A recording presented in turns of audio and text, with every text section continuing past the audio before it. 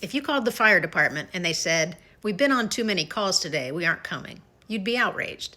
There'd be a conversation. Is something wrong with the policies, or do we need a fire department that's set up to be able to meet the needs of the community?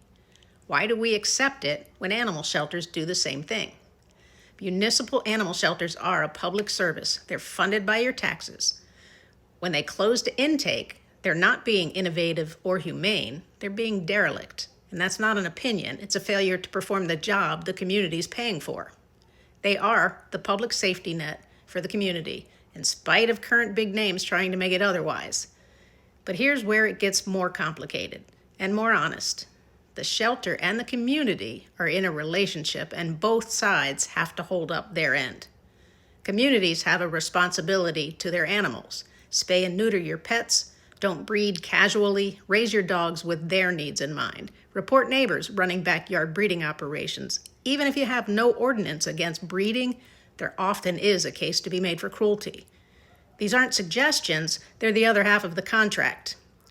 A shelter that isn't overwhelmed isn't just a result of good policy. It's the result of a community that did the work. Low intake is an outcome, not an achievement you should manufacture by turning animals away or changing how you count them. If your shelter is constantly overwhelmed, that's a signal. It means something in your community isn't working. Find out what your shelter offers: low-cost spay and neuter, community programs, partnerships with local nonprofits. If those resources aren't there, that's the conversation your community needs to be having, not whether to close doors and call it progress. The goal isn't a no-kill policy. The goal is a community that genuinely doesn't produce animals no one wants.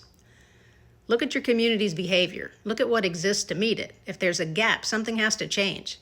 Either the infrastructure catches up or the behavior does. What can't happen is pretending the gap isn't there.